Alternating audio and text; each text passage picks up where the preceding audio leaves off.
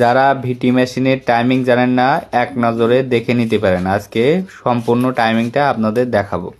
তো প্রথমে আমরা নিডেলটা পজিশন করব, দেখেন সোজাভাবে বসিয়ে দিয়ে।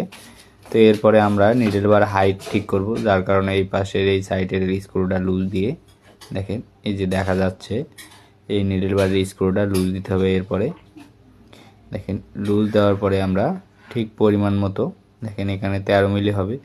তো এইভাবে বাড়ি দিতে দিতে নিডেল বার সম্পূর্ণ আপ করে অবশ্যই এইটা করবেন। দেখেন এখানে 13 মিলি মিলাই দিবেন।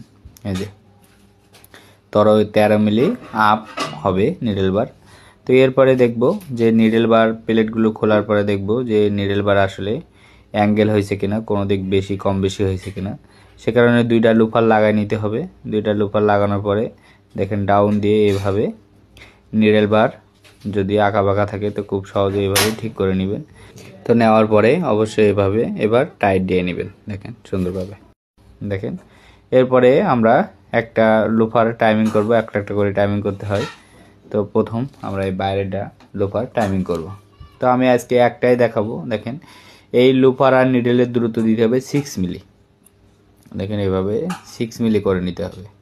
এইভাবে যে দুইটা লুফার আছে এইভাবে 6 মিলি করে নিতে হবে।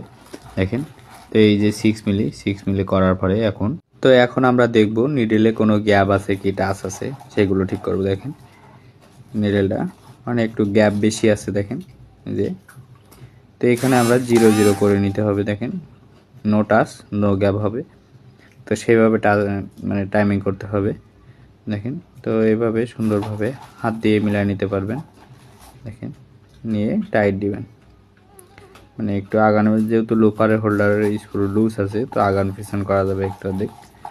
তো এরপরে দেখেন আমি দেখাবো যে হালকা টাইট দিয়ে দেখব যে কী অবস্থা। দেখেন এখন একটু টাচ আছে, তো সেক্ষেত্রে কী করব, হোল্ডারটা হালকা করে করে এভাবে বাড়ি দিয়ে দিয়ে গ্যাপ করে নিব। দেখেন তো গ্যাপ করার পরে এখন দেখেন টাইমিংটা নো টাচ নো গ্যাপ, এই যে নো টাচ নো গ্যাপ। তো এইভাবে করে এবার হোল্ডারটা টাইট দিয়ে নিব। দেখেন মেজারমেন্ট যদি ঠিক থাকে দুইটার তো সেক্ষেত্রে কিন্তু লুফার নিডেলের আই পজিশনের 1 মিলি উপর দিয়ে যাবে। দেখেন 1 মিলি উপর দিয়ে যাচ্ছে। তো এরপরে আমরা দেখব অ্যাবোর্ডিংয়ের কি অবস্থা। দেখেন অ্যাবোর্ডিংও কিন্তু ঠিকভাবে পাচ্ছে। লুফারের 3 একাংশ কিন্তু অ্যাবোর্ডিং পাবে। এই যে দেখেন দুইটা কিন্তু অ্যাবোর্ডিং একই নিয়মে পাচ্ছে।